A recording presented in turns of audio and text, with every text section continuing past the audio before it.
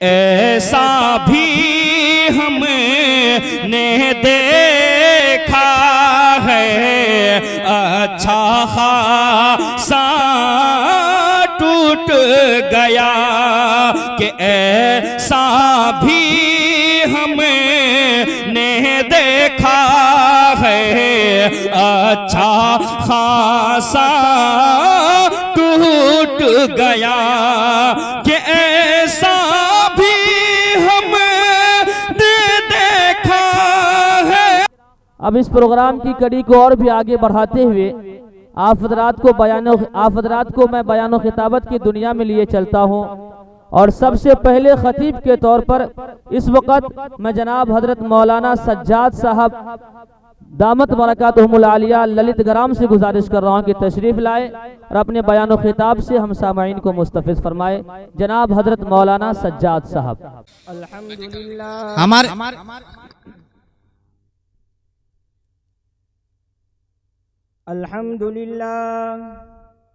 الحمد لله نحمده ونستعينه ونستغفره ونؤمن به ونتوكل عليه ونعوذ بالله من شرور أنفسنا ومن سيئات أعمالنا من يهده الله فلا مضل له ومن يضلله فلا هادي له ونشهد أن لا إله إلا الله وحده لا شريك له ونشهد أن سيدنا وسندنا ونبينا وشفيعنا ومولانا محمدا عبده ورسوله صلى الله عليه وعلى آله وأصحابه وسلم أما بعد فقد قال الله تبارك وتعالى في القرآن المجيد والفرقان الحميد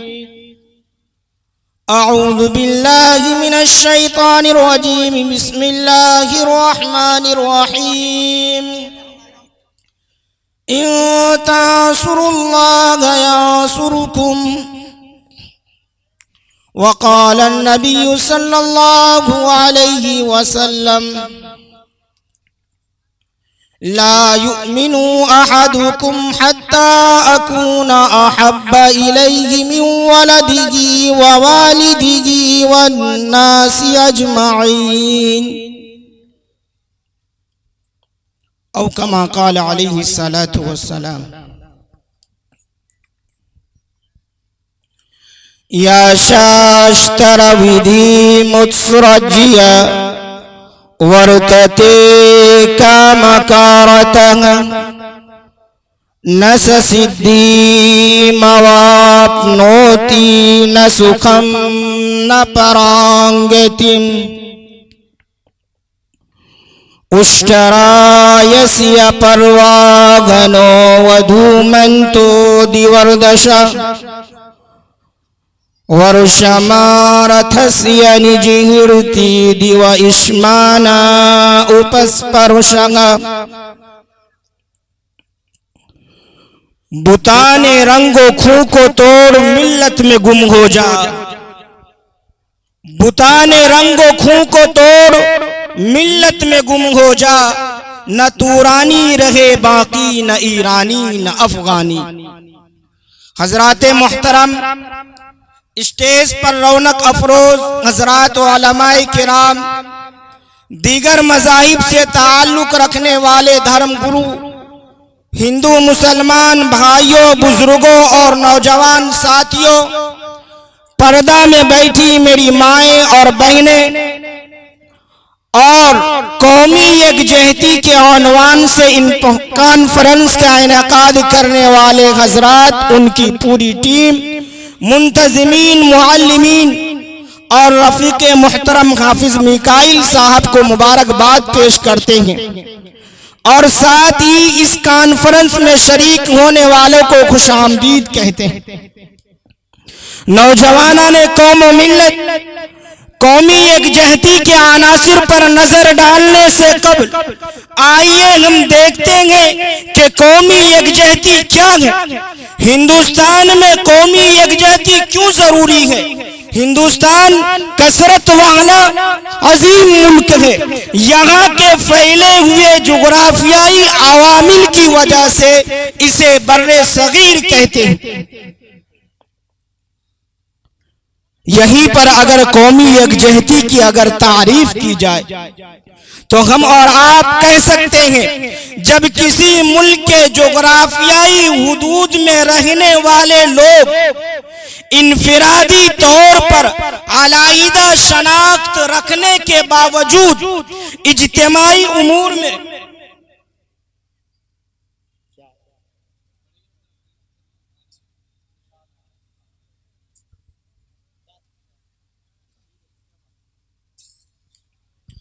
تو میرے بھائی یہ کہہ رہا تھا جب کسی ملک کے جغرافیائی حدود میں رہنے والے لوگ انفرادی طور پر علیحدہ شناخت رکھنے کے باوجود اجتماعی امور میں ہم خیال ہو جائے اور آپسی اتحاد و اتفاق سے مل کر رہنے کا عزم و ارادہ کر لے اور اس کا عملی نمونہ پیش کرے تو یہی قومی یکجہتی. نوجوانان قوم و ملت ہم جس دیش میں ہیں اس دیش کی پرمپرا رہی ہے کہ یہاں صدیوں سے لوگ آپس میں بھائیوں کی طرح رہتے آئے ہیں. مذہب الگ الگ ہو سکتا ہے, دھرم ہر ایک اپنی پسند کا اپنا سکتا ہے, لیکن ایک ہی باپ کی اولاد ہے, ایک ہی ماں کے پیٹ سے پیدا ہونے والے بچے اپنے دھرم کو تو الگ کر سکتے ہیں لیکن اپنے خونی رشتے کو نہیں مٹا سکتے. ہندوستان کے شہروں, گاؤں, دیہاتوں اور مختلف آبادیوں میں رہنے والے ہندو, مسلم, سکھ, عیسائی ایک ہی ماں باپ کی اولاد ہے. سمجھ رہے ہیں میرے بھائی؟ اور بڑے ہی بیچ میں یہ کہنا چاہتا ہوں کہ بڑے ہی افسوس کی بات یہ ہے کہ پنڈال سجایا گیا ہے. یہاں کے لوگوں نے اتنی محنت اور اتنی جدوجہد اور کوششیں کی اور یہاں پر پروگرام منعقد کیا, اور پروگرام بھی وہ کون سا پروگرام؟ قومی یکجہتی, جہاں ہندو اور مسلمان تمام کے تمام لوگ اکٹھا ہوئیں گے. لیکن بڑے افسوس کی بات ہے کہ جہاں تک آواز پہنچ رہی ہے اگر وہاں کے تمام لوگ بھی اگر اس پنڈال کے اندر آ جائے تو خدا کی قسم پنڈال میں پیر رکھنے کا جگہ نہیں ملے گا. لیکن جہاں تک آواز پہنچ رہی ہے وہاں تک کے لوگ بھی پنڈال میں آنے کی کوشش نہیں کریں. بڑے افسوس کی بات ہے. تو میرے بھائیوں میں یہ کہہ رہا تھا کہ ہم جس ملک میں ہیں یہاں پر جتنے بھی بسنے والے لوگ ہیں یہ تمام کے تمام ایک ہی ماں باپ کی اولاد ہیں. لیکن ملک کے موجودہ تشویشناک حالات اہل فکر و نظر سے مخفی نہیں ہے. رواداری, تحمل, برداشت, اتحاد و یکجہتی کا تصور مفقود ہوتا جا رہا ہے. ایک خاص فلسفہ زندگی کو ہر ہندوستانی پر تھوپا جا رہا ہے. اس ملک کی اقلیتوں کو مختلف ہیلے سے خوف و ہراس کی چہار دیواری میں محصور کیا جا رہا ہے. اظہار رائے اور ضمیر کی آواز پر پہرے بیٹھائے جا رہے ہیں. مذہب اور فرقہ کے نام پر ملک میں نفرت کا زہر گھولا جا رہا ہے. یاد رکھیے اس سے صرف ہندوستان اور بر صغیر میں ہی نہیں بلکہ ہماری ساکھ عالمی سیاسی پیمانے پر مجروح ہو رہی ہے. ملک کے مذہبی طبقے کو خاص طور پر نشانہ بنایا جا رہا ہے اور مختلف بہانوں کے ذریعے جو اختلافات پیدا کیے جا رہے ہیں, جو آپسی پھوٹ پیدا کیے جا رہے ہیں, یقیناً ایسے وقت میں قومی یکجہتی کے تصور کو واضح کرنا, اس کی اہمیت و افادیت سے اس ملک کے دانشوراں حضرات اور سیکولر افراد کو آگاہ کرنا بہت ضروری ہو جائے. میرے بھائیوں، آج جس عنوان پر یہ کانفرنس کی محفل منعقد کی گئی ہے یقیناً فکر انگیز بھی ہے اور اثر آفری بھی ہے۔ یاد رکھیے آپ حضرات کی یہ کانفرنس کی محفل وطن عزیز کے لوگوں کو ایک پلیٹ فارم پر یکجا ہونے میں معاون و مددگار ہوگی اور یہاں کے لوگوں کو، یہاں کے باشندوں کو قوت عطا کرے گی، کیونکہ اس ملک کے باشندوں میں غیرت بھی ہے، الفت و محبت بھی ہے اور وحدت بھی ہے، یکتا بھی ہے۔ اگر آج ہم فیصلہ کریں کہ ہم ہندوستانی ہیں تو خدا کی قسم تمام کے تمام لوگ خواہ وہ کسی مذہب سے تعلق رکھنے والے ہو ایک جگہ جمع ہو جائیں گے انشاءاللہ۔ ایسا ہے کہ نہیں بھائی؟ نفرت و بغض و عداوت کو مٹایا جائے، نفرت و بغض و عداوت کو مٹایا جائے، آئیے جشن قوم یکجہتی کا منایا جائے۔ جس طرح گنگا جمنا کا ملن ہوتا ہے، جس طرح گنگا جمنا کا ملن ہوتا ہے، ہندو مسلم کو اسی طرح ملایا جائے۔ ہندوستان کے باشندوں یاد رکھو بعض کام ایسا ہوتا ہے جو وقت کی اہم ضرورت ہوتا ہے، حالات بدلنے سے ضروریات بھی بدل جاتے ہیں، لیکن یہ کام قومی یکجہتی کا ہمارا انتہائی بنیادی ضروری کام ہے۔ ہمیں ہر حالت میں یہ کام کرتے رہنا چاہیے تھا، لیکن صدیاں گزر گئی، ہم لوگوں نے اس کام کو نظر انداز کر دیا اور فراموش کر دیا۔ غور سے سنیں میرے بھائی، یہ کام ایسا کام ہے، حالت یہ بتاتی ہے کہ قومی یکجہتی ہی اس ملک کا عظیم سرمایہ ہے۔ قومی یکجہتی ایک ایسی عظیم الشان دولت ہے جسے غیروں نے بھی قدر و منزلت کی نظر سے دیکھا ہے۔ اتحاد الامم ایک عظیم اثاثہ ہے جس کے ہوتے ہوئے معاشرہ تباہ نہیں ہو سکتا، معاشرہ بگڑ نہیں سکتا۔ حالات جب کیفیت اور جب معاشرے کی اور قومی یکجہتی کی حالت و کیفیت کی بات ہوتی ہے تو یقیناً اس ملک میں بسنے والے عوام و خواص کا ذہن و دماغ اپنے ماضی کے نگار کھانے کی طرف چلا جاتا ہے اور نگاہوں میں عہد گزشتہ کے سارے دلکش مناظر گھومنے لگتے ہیں اور وہ سب کچھ یاد آنے لگتا ہے جسے ہم نے کھو دیا، گوا دی ہم نے جو اسلاف سے میراث پائی تھی، گوا دی ہم نے جو اسلاف سے میراث پائی تھی، سریا نے زمین پر آسمان سے ہم کو دے مارا۔ میرے بھائیوں، آج ہماری حالت و کیفیت بالکل برعکس ہے، مختلف ہے، متضاد ہے۔ یہ میں نہیں کہہ رہا ہوں، حالات بتلا رہے ہیں، ماحول اس کی عکاسی کر رہا ہے، فضا منظر کشی کر رہی ہے، اثر روا سارے احوال کی تصویر کشی کر رہا ہے۔ آپ بتائیں کیا یہ حقیقت نہیں ہے کہ وہ معزز و مکرم تھے، ہم ذلیل و خوار ہیں، وہ اصحاب و اختیار تھے، ہم بے بس و لاچار ہیں، وقت کے حکمرانوں اور فرما رواؤں کے تاجوں تک ان کے قدموں میں پڑے تھے، اور آج ہم اپنے دور کے لیڈروں اور سیاستدانوں کے قدموں پر پڑے۔ نوجوانان قوم ملت، ہندو اور مسلمان بھائیوں، تاریخ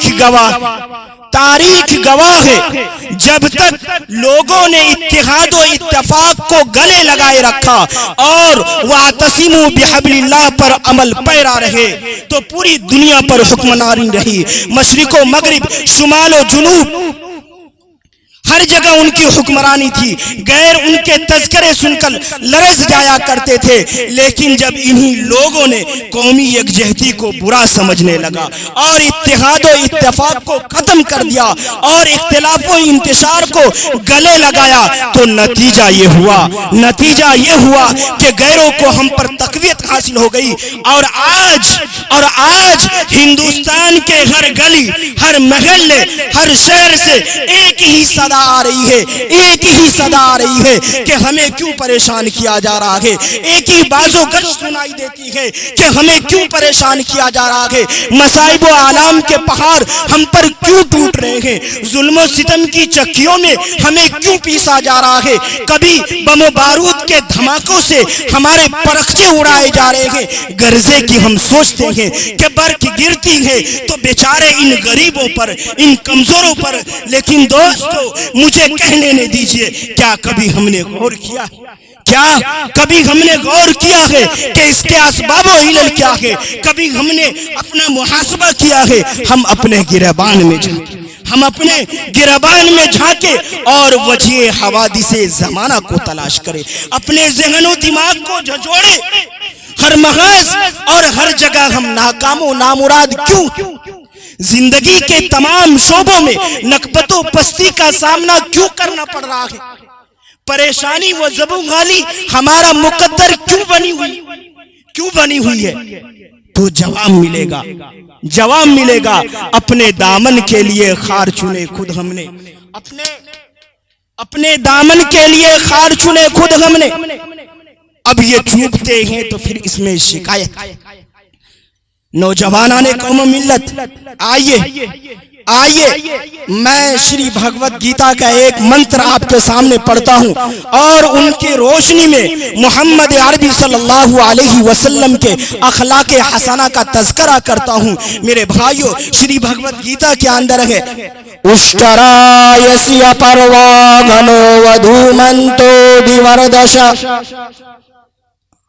ورشمارتسیا نجہرتی دیو اشمانا اپسپرشگا۔ لوگو پوری دنیا والوں سے کہا جا رہا ہے۔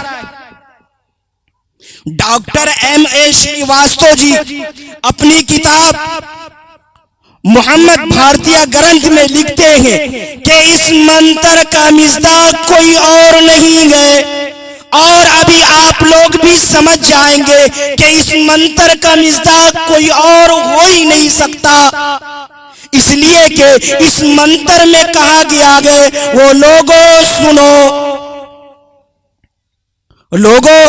سنو اس کی سواری اونٹ ہوں گی۔ کن کی؟ کل کی پران، کل کی اوتار، آخری اوتار، آخری نبی، خاتم النبیت جو اس دنیا میں تشریف لائیں گے، ان کی سواری اونٹ ہوں گی۔ اس منتر کے اندر کہا جا رہا ہے، ابھی میں قرآن کریم میں بھی بتلاؤں گا۔ آپ کسی پنڈت جی کے پاس چلے جائے، برادران وطن کے پاس چلے جائے، آواز پہنچ رہی ہوں گی، اور جیسا کہ معلوم چلا کہ الحمدللہ اس محفل میں ہمارے برادران وطن بھی شریک ہیں اور تمام لوگوں نے مل جل کر حصہ لیا۔ اس منتر کے اندر ڈاکٹر ایم او شریواستو جی اس کی تشریح کرتے ہیں اور انہوں نے صاف کہا، او لوگوں کان کھول کر سن لو، وہ آخری دیوتا جو آئیں گے، وہ آخری اوتار جو آئیں گے، ان کی سواری اونٹ ہوں گی۔ آپ جائیں ہندو مذہب کے بھائیوں سے پوچھے، ان کے پنڈتوں سے پوچھے کہ ان کے کسی دیوتی، دیوی، دیوتا یا کسی اوتار کی سواری اونٹ ہے یا نہیں ہے؟ تمام کے تمام لوگ کہیں گے نہیں، ہمارے کسی بھی اوتار کی سواری اونٹ نہیں، اس لیے کہ ان کی جو سواری ہوتی تھی یا تو بطخ یا گائے یا شیر یا کمل کے پھول، یہی سب چیزیں آپ نے تصویروں میں دیکھا ہوگا۔ جگہ جگہ دکانوں کے اندر، چوراہوں پر جگہ جگہ تصویریں لگی رہتی ہیں، اور یہ جو پروگرام مناتے ہیں دشہرا وغیرہ کا، اس موقع سے جو یہ اپنے دیوی اور دیوتاؤں کی تصویریں بناتے ہیں، ان میں بھی یہ چیزیں رہتی ہیں صاف طور سے۔ آگے گئے دیور دشا، او لوگوں کان کھول کر سن لو، وہ جو آخری دیوتا، آخری اوتار اور آخری نبی ہوگا، ان کے قبضے میں 20 اونٹنیاں ہوں گی، ان کی ملکیت میں 20 اونٹنیاں ہوں گی۔ یہاں علماء کرام موجود نبی کریم صلی اللہ علیہ وسلم جب جنگ الغابہ میں گئے ہیں، جنگ الغابہ میں تشریف لے گئے ہیں، وہاں محمد عربی صلی اللہ علیہ وسلم کی ملکیت میں 20 اونٹنیاں تھی۔ اور آخری مثال جو اس منتر کے اندر ہے، ڈاکٹر ایم اے شریواستو جی لکھتے ہیں، ان کی سواری آسمان کی بلندیوں کو چھوتی ہوں گی، یہ آپ میں سے تمام لوگ جانتے ہوں گے، تمام لوگ، اور سال میں ایک مرتبہ ضرور سنتے ہوں گے کہ کن کی سواری آسمان کی بلندی کو چھو کر آئی۔ ہم لوگوں نے واقعہ سنا ہے، واقعہ معراج۔ کون سا واقعہ؟ واقعہ معراج کہ محمد عربی صلی اللہ علیہ وسلم کی سواری براق ہوئی اور محمد عربی صلی اللہ علیہ وسلم اس سواری پر سوار ہو کر آسمان کی بلندی کو چھو کر جنت اور جہنم کا سیر کر کر آئے اس دنیا میں۔ ہے کہ نہیں ایسا بھائی؟ ہے نا؟ قرآن کریم آپ سے کہہ رہا ہے، قرآن کریم کا 15واں پارہ اٹھائیے، سبحان الذی اسری بعبدہ لیلا من المسجد الحرام الی المسجد الاقصی الذی بارکنا حولہ لنریہ من آیاتہ۔ ہے کہ نہیں اس کے اندر؟ ہے۔ آئیے آمنہ کا لال، عبداللہ کا نور نظر، مکہ کا در یتیم، سرور کائنات، شافع محشر، وجہ کائنات، افضل الرسل، سید الانبیاء، سید الاتقیاء، امام المجاہدین، امام المبلغین، وعلا عالی کمالی جمالی نوالی عطائی ثنائی بیانی شانی قرآنی، محمد منور مطہر معزز مکرم اعلیٰ عرفہ اکمل اور کامل نبی، وہ نبی اللہ اکبر کبیرہ جس نبی میں آدم کا خلق، اس کی معرفت، نوح کا جوش تبلیغ، ابراہیم کا ولولہ توحید، اسماعیل کا ایثار، اسحاق کی رضا، صالح کی فصاحت، لوط کی حکمت، موسیٰ کا جلال، ہارون کا جمال، یعقوب کی تسلیم و رضا، داؤد کی آواز، ایوب کا صبر، یونس کی اطاعت، یوشع کا جہاد، دانیال کی محبت، الیاس کا وقار، یوسف کا حسن، یحییٰ کی پاکی، عیسیٰ کا زہد و تقوی، سلیمان کی سیاحت، ورفعنا لک ذکرک۔ جہاں کے سارے کمالات ایک تجھ میں ہیں، جہاں کے سارے کمالات ایک تجھ میں ہیں، تیرے کمال کسی میں نہیں پردوجا۔ ہے کہ نہیں ایسے؟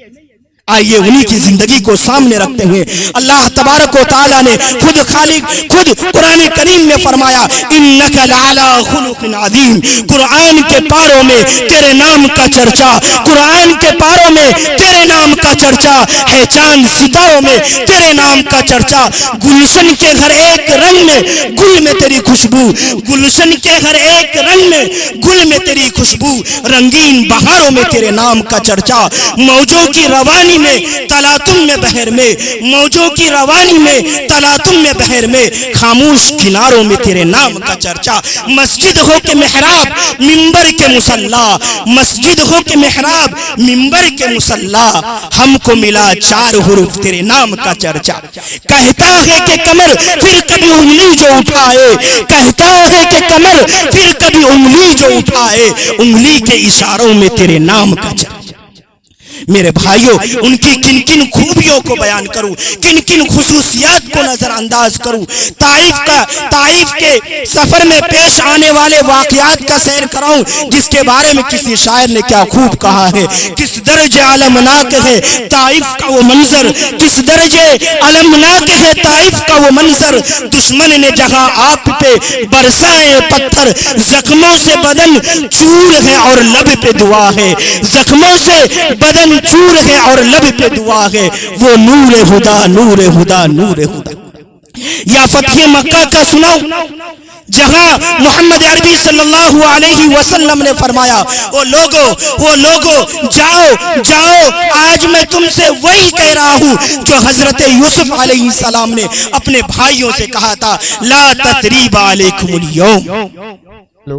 میرے بھائیوں مکی اور مدنی زندگی کا تذکرہ ہے، مکی اور مدنی زندگی ہمارے سامنے ہے، یاد رکھیں، کان کھول کر سنیں، مکہ اور مدینہ میں بسنے والے لوگوں میں جو محمد عربی صلی اللہ علیہ وسلم نے اخلاق پیش کیا، جو کردار پیش کیا، جو آپ کے ہم مذہب لوگ نہیں تھے بلکہ ان کے بعض لوگ آپ کے دشمن بھی تھے، آپ پر جو آسمان سے اللہ तबारक व तआला किताब नाजिल फरमा रहा था, उसकी आयतें उतर रही थी, कुरान शरीफ, वो उसके मुनकिर और मुकज़्ज़िब भी थे, वो आपको नबी और रसूल भी नहीं मानते थे, नहीं मानते थे। सुलह हुदैबिया के मौके पर सुलहनामा से आपका नाम मोहम्मद रसूलुल्लाह को काट कर मोहम्मद बिन अब्दुल्लाह पर सुलह किया गया। मेरे भाइयों, मेरे आका फरमाते हैं, मेरे कमली वाले आका फरमाते हैं, वो लोगों सुनो, जितना मुझे सताया गया, खुदा की कसम, जितना मुझे सताया गया उतना किसी और को नहीं सताया गया। लेकिन ऐसी हालत में जो मोहम्मद अरबी सल्लल्लाहु अलैहि वसल्लम ने उन लोगों के साथ अखलाक हसना पेश किया, अपने आस पास बैठने वालों को अपना गिरविदा बना लिया। आज हमें एतराफ करना चाहिए कि हमने नबी करीम सल्लल्लाहु अलैहि वसल्लम के खुल्के अजीम के उस वरसे को तर्क कर दिया है, मिटा दिया है, पसे पुश्त डाल दिया है। हमें आप सल्लल्लाहु अलैहि वसल्लम के सीरत व अखलाक से कोई मतलब नहीं। हालांकि याद रखिए हम और आप जिस देश में हैं, आप सल्लल्लाहु अलैहि वसल्लम के मुबारक जमाने ही में इस्लाम की शुआएं यहां तक पहुंच चुकी थी और फिर उसके बाद इस्लाम के दाई मोहम्मद बिन कासिम के साथ यहां पर तशरीफ लाए। लेकिन मेरे भाई, उमूमी तौर से हिंदुस्तानी कौम का मिजाज इस्लामी नहीं बन सका था। यहाँ के कच्चे पक्के मकानों में इस्लाम दाखिल नहीं हो सका था। यहाँ की सशक्ति हुई इंसानियत जिनको हलाल और हराम की कोई तालीम नहीं थी, जिनके यहाँ पाकी और नापाकी का कोई तसव्वुर नहीं था, जिनके यहाँ अपने और पराये में कोई इम्तियाज नहीं था, जिनको हलाल और हराम की कोई तालीम नहीं थी, जिन्होंने इंसान तो इंसान, खुदा और ईश्वर को भी मुख्तलिफ खानों में बांट रखा था। अगर मर्द मर जाया करता था तो उसकी सुहागन को जिंदा जलाया जाता था। अगर किसी इंसान ने भगवान के किसी किताब का श्लोक सुन लिया होता, मंत्र सुन लिया होता, अध्याय सुन लिया होता, तो उसके कान में शीशा पिघला कर डाला जाता। कुछ कौमें, हमारे जो भी हैं, हिंदू भाई हैं, मुसलमान भाई हैं, माएँ और बहनें, इस मुल्क की सूरत हाल ये थी कि अगर किसी मर्द का इंतकाल हो जाया करता था तो उसकी सुहागन को जिंदा जलाया जाता था। कोई इंसान अगर भगवान की किसी किताब का श्लोक सुन लेता, उसका मंत्र सुन लेता, उसका अध्याय सुन लेता, तो उसके कान में शीशा पिघला कर डाला जाता था। कुछ कौमें ऐसी थी जिनको इजाजत ही नहीं थी कि वो अपने माबूद और देवताओं को अपने धर्म आस्था के मुताबिक आबादियों में रखे, बल्कि गांव के बाहर किसी दरख्त के नीचे अपने देवताओं और माबूदों को रखा करते थे। ये रस्म आज भी इस मुल्क में जारी है। मेरे भाइयों, ऊंच नीच, भेदभाव, नफरत, एक ही खुदा, एक ही ईश्वर, एक ही भगवान का पैदा किया हुआ इंसान, एक ही रिज़्क खाने वाला, एक ही जबान बोलने वाला, एक ही जमीन में चलने वाला, लेकिन उनमें इतनी तफरीकें थी कि अलग अलग खानदान के अलग अलग देवता थे, उनके अलग अलग रस्म और रिवाज थे, हालांकि सब इंसान थे। इस तफरीक को, इस इख्तिलाफ और इंतिशार को हिंदुस्तान से जिस दौर में खत्म किया गया, उस दौर को हिंदुस्तान का ज़र्री दौर कहा। अस्हाब खिरद की दुनिया में अंदाज यही है जीने का, अस्हाब खिरद की दुनिया में अंदाज यही है जीने का। अखलाक से जीता करते हैं, एहसान से मारा करते हैं। मेरे भाइयों, जिस जमाने में इस दौर की इब्तिदा होती है, हजरत ख्वाजा मोइनुद्दीन अजमेरी चिश्ती रहमतुल्लाह अलैह की मुबारक आमद से, जिस दौर में ہندوستان کے اندر حضرت خواجہ معین الدین چشتی اجمیری رحمت اللہ علیہ تشریف لائے، یہ دیش بھید بھاؤ، ظلم و تعدی، نفرت و تعدی، حق تلفی اور نفرتوں سے بھرا ہوا تھا۔ وطن عزیز ہندوستان میں کوئی بھی انسانیت کو حق کی باتیں سنانے والا نہیں تھا، کوئی بھی چین و سکون فراہم کرنے والا نہیں تھا۔ ایسے وقت میں حضرت خواجہ معین الدین چشتی اجمیری رحمت اللہ علیہ اس ہندوستان کے اندر تشریف لائے، اور وہ اکیلے نہیں آئے تھے، وہ اکیلے نہیں آئے تھے، بلکہ ان کے ساتھ داعیوں کا ایک جتھا تھا، عالموں کی ایک بہت بڑی جماعت تھی، صوفی درویشوں کا ایک بہت بڑا قافلہ تھا، اور وہ تمام کے تمام لوگ اس پورے ملک میں پھیل گئے اور لوگوں کو انسانیت کا پیغام سنایا۔ حالانکہ ہم اور آپ جانتے ہیں کہ وہ دور، وہ زمانہ، وہ وقت ان کے ہم مذہب لوگوں کا نہیں تھا، حکومتیں ان کی معتقد نہیں تھی، قدم قدم پر ان کے راستے میں کانٹے بچھے ہوئے تھے، لیکن ایسے دور میں حضرت خواجہ معین الدین چشتی اجمیری رحمت اللہ علیہ اس ہندوستان سے، اس عظیم ہندوستان سے گزر رہے تھے اور لوگوں کو پیغام حق سنا رہے تھے، لوگوں کو سکون اور چین و سکون کی باتیں بتلایا کرتے تھے۔ پھر ان کے بعد ان کے خلیفہ حضرت خواجہ قطب الدین بختیار کاکی رحمت اللہ علیہ، پھر ان کے بعد ان کے خلیفہ بابا فرید شکر گنج رحمت اللہ علیہ، پھر ان کے بعد ان کے خلیفہ خواجہ علاء الدین صابر کلیری رحمت اللہ علیہ، اور ان کے بعد نظام الدین اولیاء رحمت اللہ علیہ، اور دیگر بہت سارے اللہ والے ہیں جنہیں چشتی درویش کے نام سے ہندوستان کی تاریخ میں یاد کیا جاتا ہے۔ اسی پر علامہ اقبال علیہ الرحمہ نے کہا ہے، چشتی نے جس زمین میں پیغام حق سنایا، چشتی نے جس زمین میں پیغام حق سنایا، نانک نے جس چمن میں وحدت کا گیت گایا، تاتاریوں نے جس کو اپنا چمن بنایا، تاتاریوں نے جس کو اپنا چمن بنایا، جس نے حجازیوں سے دشت عرب چھڑایا، میرا وطن وہی ہے، میرا وطن وہی ہے۔ میرے بھائیو، علامہ اقبال علیہ الرحمہ یاد رکھیے کسی بھی ملک اور قوم کی ترقی کے لیے قومی یکجہتی کا ہونا بہت ضروری ہے۔ اگر لوگوں میں یکجہتی نہ ہو، توڑ ہو، اختلاف و انتشار ہو تو ملک کمزور ہو جاتا ہے۔ قومی یکجہتی کے ضمن میں جو عناصر اتحاد کو توڑنے کا سبب بنتا ہے، ان میں فرقہ واریت، ذات پات کی تفریق، علاقائی اور لسانی اختلافات اہم۔ علامہ اقبال علیہ الرحمہ کی اعلیٰ مثال ان کی نظم ترانہ ہندی۔ ترانے کے آغاز میں ہی علامہ اقبال علیہ الرحمہ نے کہا، کیا کہا؟ تمام لوگوں کو یاد ہوگا، تمام لوگوں کو۔ اقبال علیہ الرحمہ نے ترانہ ہندی کے آغاز میں ہی کیا کہا؟ سارے جہاں سے اچھا ہندوستان ہمارا، سارے جہاں سے اچھا ہندوستان ہمارا، ہم بلبلیں ہیں اس کی یہ گلستاں ہمارا۔ میرے بھائیو، اقبال علیہ الرحمہ نے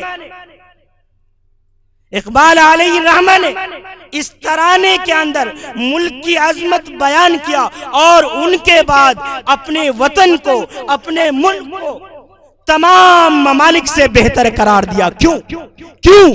آپ اپنے ذہن و دماغ کے اندر یہ سوال پیدا کریں، علامہ اقبال علیہ الرحمہ نے تمام ممالک سے بہتر اپنے ملک کو کیوں قرار دیا؟ This is because سوال پیدا ہو۔ علامہ اقبال علیہ الرحمہ کے کچھ نہ کچھ تو مقصد ہوگا۔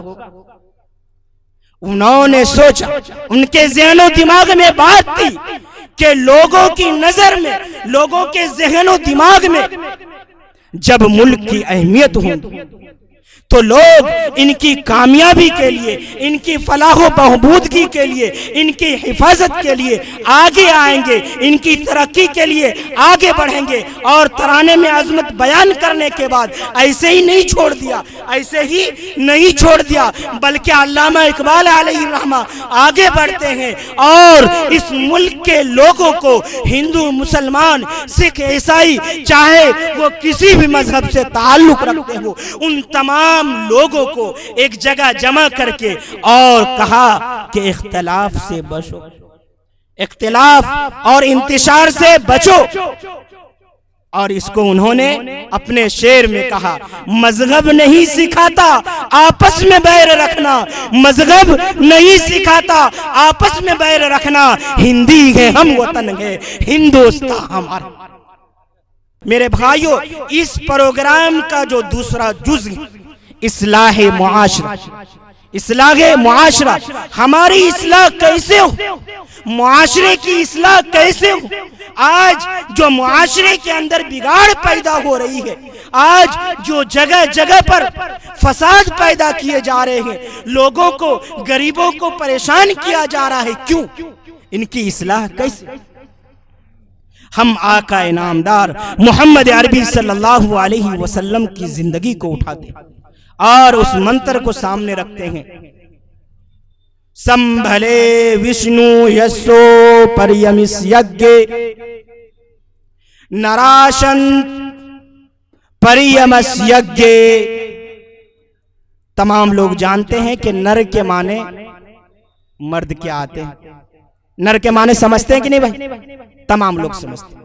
نراشنس، وہ شخص، وہ ذات، وہ دیوتا، وہ اوتار جس کی سب سے زیادہ اس روئے زمین پر تعریف کی جاتی ہے اور کی جاتی رہیں گی قیامت تک۔ کون؟ کوئی بھی کتاب اٹھائے، قرآن کریم اٹھائے، احادیث مبارکہ اٹھائے، رگ وید اٹھائے، اتھر وید اٹھائے، کوئی بھی کتاب اٹھائے، تمام کتابوں کے اندر اس نراشنس کی تعریف کی جائے گی۔ نراشنس کوئی اور نہیں ہے، کوئی اور نہیں ہے، وشنو کوئی اور نہیں ہے، سنبھل کوئی اور جگہ نہیں ہے۔ سنبھل کے معنی آتے ہیں دار الامن، اور دار الامن مکہ مکرمہ ہے، مکہ مکرمہ ہے۔ وشنو کے معنی آتے ہیں، وشنو، وشنو کس کو کہتے ہیں؟ دیوتا، سب سے بڑا ایشور خدا ہے، بھگوان، ان کو۔ یس، یس کے معنی عبد، بندہ، غلام۔ وشنو یش، وشنو کا بندہ۔ عبداللہ کا ترجمہ کیا کرتے ہیں میرے بھائی؟ عبداللہ کا کیا ترجمہ کرتے ہیں؟ اللہ کا بندہ۔ وشنو یش، اس وشنو یش کی دھرم پتنی کس سے؟ اس کی دھرم پتنی کے گھر، اس کی بطن سے جو پیدا ہوگا، اس نراشنس کی بہت تعریف کی جائے گی۔ ان کی زندگی کو سامنے رکھے، وہ جب اس روئے زمین پر آئے، اس کائنات میں آئے، کیا ہم اور آپ نہیں جانتے ہیں کہ اس کائنات کے اندر، اس روئے زمین پر کوئی ایسی برائی نہیں تھی، کوئی ایسی بے حیائیاں نہیں تھی، ایسی خرابیاں نہیں تھی جو اس کائنات میں نہ پایا جاتا ہو۔ لیکن جب وہ میسنجر آیا، وہ اوتار آیا، وہ آخری دیوتا آیا، وہ آخری نبی آیا، تو ان تمام چیزوں کا خاتمہ کیسے کیا؟ میرے بھائیو، قرآن کریم کہہ رہا ہے، قرآن کریم کہہ رہا ہے، اقرأ بسم ربک الذی خلق، اقرأ بسم ربک الذی خلق۔ یہ ہمیں یہ تعلیم دے رہا ہے، یہ میسج دے رہا ہے۔ وہ لوگوں، معاشرے کے اندر بے حیائیاں پھیل گئی ہے، خرابیاں پیدا ہو گئی ہیں، آپس میں تم لڑ رہے ہو، آپس میں اختلاف پیدا کر رہے ہو، پریشان ہونے کی کوئی ضرورت نہیں ہے۔ پڑھو، پڑھو، کوئی بھی تعلیم پڑھو، تمہارے اندر ایجوکیشن ہوگا، تمہارے اندر تعلیم ہوگی، خدا کی قسم تم آپس میں نہیں لڑو گے، آپس میں اختلاف پیدا نہیں کرو گے، کیونکہ تم یہ سمجھو گے کہ اس دھرتی پر جتنے بھی لوگ ہیں، جتنے بھی انسان ہیں، وہ تمام کے تمام ایک ہی ماں باپ کے اولاد ہیں، خواہ مذہب الگ الگ ہو سکتے۔ انہوں نے ایسا کیا اور دوسرا جوز جو میں آپ کے سامنے رکھنے جا رہا ہوں میرے بھائیوں، یہ ہمارے آج معاشرے کے اندر بہت تیزی سے آگ کی طرح سے پھیل رہی ہے۔ وہ کیا ہے؟ شادی بیاہ۔ شادی بیاہ کا معاملہ کوئی بھی مذہب ہو، مسلمان ہی تک محدود نہیں ہے، ہر مذاہب کے اندر آج شادی بیاہ کو اتنا دشوار بنا دیا گیا ہے، اتنا پریشان کر دیا گیا ہے کہ لڑکی والوں کی نیندیں حرام ہو چکی، ان کی نیندیں حرام ہو چکی ہے، کھانا نہیں دس رہا، زمینیں بیچ رہے ہیں، پھر بھی ایک بچی کی شادی نہیں کر پا رہے۔ کیوں میرے بھائی؟ کیا ہمارے بیچ ہمارے جو نبی آئے، ہمارے جو پیغامبر آئے، ہمارے جو میسنجر آئے، ہمارے جو اوتار آئے، ہمارے جو دیوتا آئے، کیا انہوں نے شادی نہیں کی؟ رام جی نے شادی نہیں کی؟ نہیں کی؟ محمد عربی صلی اللہ علیہ وسلم نے شادی نہیں کی نا میرے بھائی؟ کیسے؟ کیا ان کا پیغام ہمارے لیے آئیڈیل نہیں ہے، نمونہ نہیں ہے؟ کیوں نہیں ہم اپنی زندگی کو ان کے مطابق ڈھالنے کی کوشش کرتے ہیں؟ میرے بھائیوں، یہ آخری ہے، بس میں 2-3 منٹ میں رخصت ہونے جا رہا ہوں۔ سنیں، آج ہم لوگوں نے جو شادی کو دشوار بنا دیا ہے جہیز کی چکر میں، چاہے وہ کسی بھی مذہب سے تعلق رکھتے ہوں، انہوں نے جہیز کے چکر میں مسلمان اور ہندو مذہب کے جتنے بھی لوگ ہیں جنہوں نے بھی شادی بیاہ کو دشوار بنایا ہے، یاد رکھے مرنے کے بعد ہمیں تمام چیزوں کا حساب و کتاب دینا ہوگا۔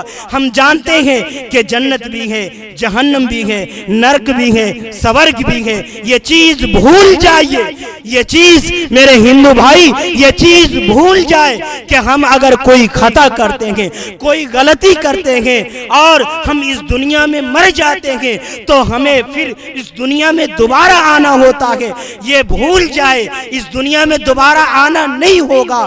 نرک ہے، سورگ ہے، وہاں پر ہمیں جانا ہے۔ ہم اور آپ اپنے ذہن کے اندر جو یہ بنا لیا ہے، یہ رچ بس لیا ہے کہ اگر ہم اچھے کام کریں گے تو پھر سے ہمیں انسان بنایا جائے گا، اگر ہم برے کام کریں گے تو ہمیں کتا، بلی اور دوسرے جانور بنا جائے گا۔ یہ یاد رکھیے، ایسا نہیں ہے۔ آپ اپنے بچپنے میں دیکھے ہوں گے ہمارے ملک کے اندر کتنے سارے جاندار تھے، طرح طرح کے جانور پائے جاتے تھے، طرح طرح کے پرندے پائے جاتے تھے، طرح طرح کے۔ آج ہے کیا؟ دیکھ رہے ہیں؟ کہیں نہیں، کہیں باز نہیں نظر آ رہا، چیتا نہیں نظر آ رہا، چیتا کو ابھی باہر سے لایا جا رہا، شیر نہیں نظر آ رہا۔ کیوں میرے بھائی؟ اگر ایسا ہوتا تو انسانوں سے زیادہ تعداد ان جانوروں کی ہوتی۔ لیکن یاد رکھیے، اس دنیا سے جانے کے بعد چاہے وہ کسی بھی مذہب سے تعلق رکھتے ہو، ٹائم زیادہ نہیں ہے اس لیے میں اور تفصیل سے بتاتا، اس دنیا سے جانے کے بعد کسی کو پھر دوبارہ اس دنیا میں آنا نہیں ہے سوائے حضرت عیسیٰ علیہ السلام کے۔ اور آج ہم لوگوں نے جہیز کے چکر میں جو اپنے بیٹیوں پر، اپنی بہنوں پر، اپنی بیٹیوں پر، اپنے غریب کمزور لوگوں پر جو ظلم ڈھایا ہے، یاد رکھیے کل خدا کے یہاں جواب دینا ہوگا۔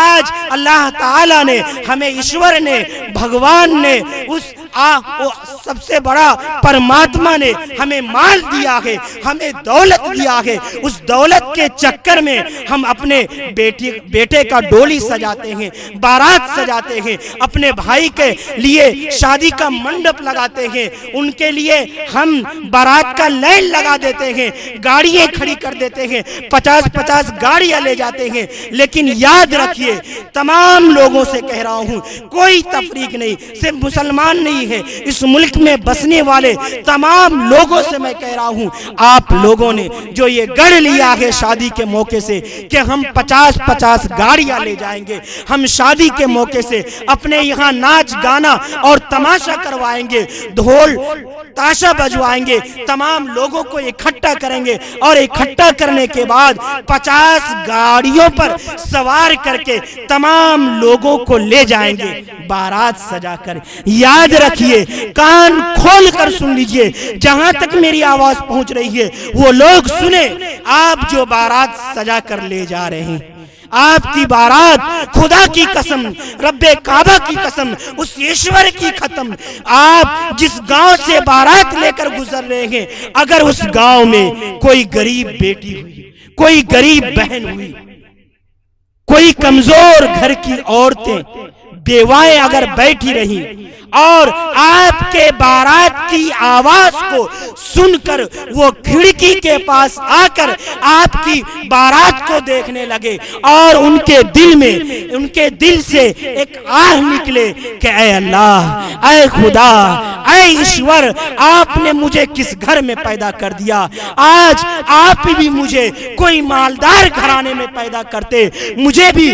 4-5 بھائی عطا کرتے، اے اللہ مجھے بھی کسی بڑے خاندان میں پیدا کرتے، اے اللہ کوئی اسی طریقے سے ڈولی سجا کر آتا اور مجھے بھی بیاہ کر لے جاتا۔ اس بہن کی، اس بیٹی کی اگر ایک آنسو زمین پر گر جائے، یاد رکھیے اس کی ایک آنسو آپ کی زندگی کو، آپ کی لائف کو برباد کر کے رکھ دے گا، خراب کر کے رکھ دے گا۔ پھر آپ جو بارات لے کر جا رہے ہیں، آپ جو شادی کے لیے جا رہے ہیں، آپ جب ادھر سے اپنی بہو کو لائیں گے اور لے کر جب آپ اپنے گھر پہنچیں گے، اللہ تبارک و تعالی، وہ ایشور، وہ بھگوان پہلے ہی فیصلہ کر چکا ہوگا۔ کیا او لوگو، او فرشتوں کی جماعت، تم یاد رکھو ہم نے اس دنیا کو آزمائش کی جگہ بنایا ہے، امتحان کی جگہ بنایا ہے۔ اللہ کے نبی صلی اللہ علیہ وسلم نے، آخری اوتار نے یہ صاف کہہ دیا ہے، ہر امت کو، ہر نبی کے لیے ایک فتنہ دیا گیا ہے اور اس امت کا فتنہ مال ہے، اس امت کا فتنہ مال ہے۔ اللہ تبارک و تعالیٰ کہیں گے، اے فرشتوں کی جماعت یاد رکھو، گواہ رہو، لکھ لو، یہ جو تمام کے تمام لوگ ہیں، ہم نے اسے مال دیا، انہوں نے مال کے چکر میں آج ایک غریب، کمزور، فقراء، مسکین بیٹی کو رلا دیا، ایک غریب بہن کو رلا دیا، ایک بیوہ عورت کو رلا دیا۔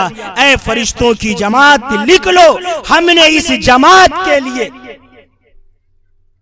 غم کے فیصلے فرما دیا، آج سے ان کے گھر میں خوشحالی نہیں ہوگی، آج سے یہ لوگ خوشی کو نہیں دیکھیں گے۔ میرے بھائیوں کان کھول کر سن لے، اگر اللہ تبارک و تعالیٰ نے فیصلہ کر لیا اور حکم فرما دیا تو رب کعبہ کی قسم، آپ جو شادی کرنے کے بعد پریشان ہوئیں گے، خدا کی قسم اس پریشانی کو کوئی دور نہیں کر پائے گا۔ پھر کل جو آپ کے گھر پریشانیاں شروع ہوئیں گی، آپ کبھی اس مولوی صاحب کے پاس جائیں گے، کبھی اس ڈاکٹر صاحب کے پاس جائیں گے، کبھی اس پنڈت جی کے پاس جائیں گے کہ پتہ نہیں ہمیں کون نظر لگا دیا ہے، ہمیشہ پیٹ میں درد ہوتا رہتا ہے، اس طرح کی نہ جانے کتنی پریشانیاں ہوتی رہتی ہے، ذرا صحیح سے دیکھ دیجئے، کوئی تعویذ دے دیجئے، کوئی منتر دے دیجئے، کوئی صحیح علاج کر دیجئے تاکہ ہم چین و سکون سے زندگی گزارے۔ لیکن میرے بھائیوں کان کھول کر سن لے، اللہ تبارک و تعالیٰ نے آپ کے بارے میں فیصلہ فرمایا۔